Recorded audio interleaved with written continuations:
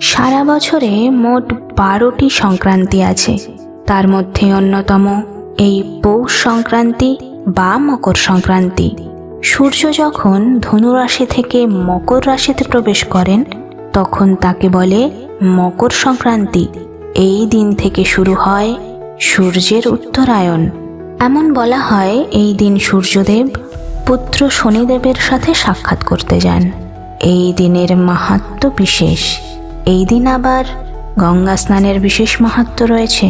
মকর সংক্রান্তিতে গঙ্গাসাগর বা প্রয়াগরাজে অসংখ্য পুণ্যার্থীরা গঙ্গা স্নান করতে যান। এই পৌষ সংক্রান্তির দিন পালিত হয় পিঠে পুলি উৎসব বা পৌষ পার্বণ। 2026 সালে এই পৌষ সংক্রান্তির দিনটি হল 14ই জানুয়ারি বুধবার, যা 1432 বঙ্গাব্দের 29শে পৌষ। এই দিন আবার বীরভূমে বিখ্যাত জয়দেবের মেলা অনুষ্ঠিত হয়। এই দিন বিভিন্ন স্থানে বিভিন্ন নামে নানা রকম বিশিষ্ট সব উৎসব পালিত হয়ে থাকে।